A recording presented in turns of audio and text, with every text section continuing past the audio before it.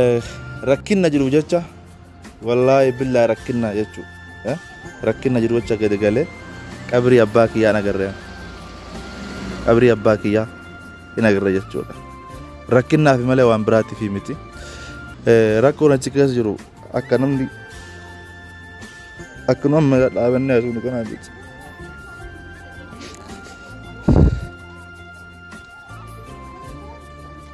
Dubbachuu barbaanne nama ajjeesuun beeka lubbuu teennaan maatii keenya qabri abbaa kiyyaa argeen beeka wallahi lazim garuu galee bashannanee fataa zanaadhee jira jechuudha. Waan biraatiif miti rakkinna jechuudha. Qaamni hidhate lamaan waan fedhe dalaguu danda'a. Abbaan fedhe hidhatee mandara namaa dhufee waan fedhe balleessa. Walumaa galatti waan nu asirraa yookaan abbaan fedhe miidiyaa kanarra dantaa ofiitiif akka fedhe haasa'uu miti. Ummata kana bira akka dhaabbattan akka qarqaartan waa hundaanuu ummanni kun ummata sagalee qabu miti. Nuu sagalee hin taane rakkoodha. Biyya keessa jirra. Nuu sagalee hin taane jechuudha. Garuu immoo rakkoon ummata kanaa hin dhukata. Yeroo itti nu dhukata irra ture jira jechuudha. Ummata miskiin ammallee waan biraan beeknedha. Kanaafuu warri miidiyaa irra jiratanillee keessattuu qaamni dhimmi kun ilaallatu. Gara kamiinuu gara hawaasatiin ta'e gara mootummaatiin ta'e akka ummata kanaaf furmaata godhan. Ummata waan baay'ine keessaa warra lagaa warra waan beekne. Ummanni hidhatee laga bu'ee akka fedhe ta'u jira. Namni du'aa jira jechuudha. Abbaa fedhe du'aa jira. Badee namni du'aa jira. Kanaafuu ijoolleen teenyallee miidiyaa irra jirtan sagalee isaanii sagalee keessan gara isaanii deebisa. Qaamni keessattuu akkuma jedhe hawaasa ta'e abbaa fedhe haa ta'u furmaata ummata miskiina kana godha. Ummata kana bira dhaabbadha. Warri TikTok irraallee warri deeggarsa irra jirtanillee deeggarsa kanallee karaa sirrii ta'e gara seera qabeessa ta'een osoo loogiin tokko hin dalagamin ummata buqqa'ee ala galuusan silaa warri du'e caarraa qaba ka du'e jedhama ka du'e iju ka amma beelayee garaa hidhatee daa'imman wajjin hura gale kana akka gara yookaan agartee inni waan nyaatee bulu taasisu jechuudha.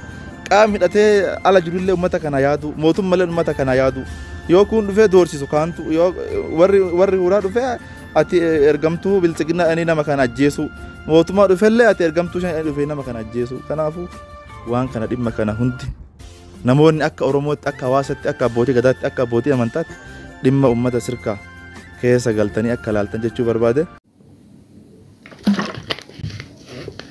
Ummanni kun bar ofii walquban qabne malee wanni inni dhabe tokko hin jiru. Wal jala deemuu dadhabe malee wanni hin qabne tokko hin jiru. Nama gandummaa wallahi gandummaarraa noo maatan rakkoo miti. No problem. China dhaan. An China dhaan rakkoo miti. Ummanni kun wal jala deemuu dadhabee tokkummaa dhabe malee wanni isaa dhaban tokko hin jiru. Kuno dirree soofmar sheekana hoose yoo fudhatan akka haramaatti itti fayyadamuu dandeettu. Waabee dooniif markabaaf akka baharatti itti fayyadamuu dandeettu. Sirigala itti fayyadamuu dandeettu. Daangaa sararatee uummanni xiqqoo mandoo kun jiraachuu danda'a of danda'ee. Naal intin adeella. Naal intin adeella. Naal bixibita adeella. Bixibita asfallegem. Anam mallee kajechaa jiru ganda nama tokkootirraa rakkoo miti. Rakkoo tokko hin qabu. Nama tokkorraa rakkoo hin qabu. Uummanni dhumaa jiru sun immootu itti dhiyeennan beeka namaatii achi dararamaa jiru beeka. Fudhaa Feesbuukii jala hundi keessa boru halkan sa'aatii 5tti yeroo TikTok irratti gargaarsa eegallu warri irra akkaawuntii fudhatan risiitii fidanii dhufuu qabdu. Dubbii faranjii gargaarsi sa'aatii 24 keessatti xumuramuu qaba. Sa'a 27 asirra torbaan guutuu asirra teennee isin kadhannee awaatan ummata keenya sagalee taanuun warri dhumaatiin keenya isaanii sargi isinitti kolfuu qabu. Wanni tokko waan dhoyfatantu jira. Waan tokko gadda obboleessa kiyya kaati jettuun obboleettii tiyya kaati jettuun sitti gammadu dhoyfattee daftee ofirraa xumuruu qabda. Daftee ofirraa xumuruu qabda. Wallahi geemi irraachuu sababa. Geemi irraachuu sababa. Wallahi geemi irraachuu sababa. Jibbama isiniif qaban. Jibbama ummata arsiitiif qaban ووري واري وجولي وارين بات بيري هاتاجر والله تتما والله ككدت تتما وكان من أركض كايساني نيادو كايساني دوغو كارثيتو نيادو كاباكياتو نيان وقادم توكل قبيا باي غندنا مامتي غندكيا متي أباكيانو ولنجنون mana kennan beekwa mana kennan nama mana abbaa kiyyaan beeni wallahi hin beeku nama kophaa ofii kiyya immoo haraa abbaan qabnetti uf beeku guddise maatii kenna yoo malee nama maatii kiyyarraa iyyuu gargaarsa barbaadu miti wallahi kakadhesitti ma hin beeku mana haraaf abbaa kiyya alaa qabu waggaa 21 biyyaa bahe xiqqaa ta'e biyyaa bahe shawaakee maalokee arsiikee maarookee minee adeellamne هما تكن كمان ربي توكو جوكو فكما فيا كما الحمد لله ما نقول إن قال بيا أماني أصدقهم وليتي كل فوقا دعاء وليتي تجمع دوسري تان قالوا يوم بربادو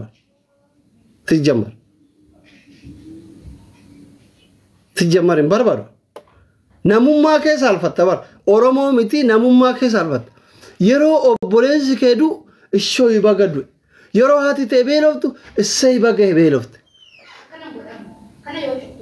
يرو كونما نما وري أفان أورمو هاسو كونما نما أورمو لا أدلم هولا أفان أورمو قبيسو برات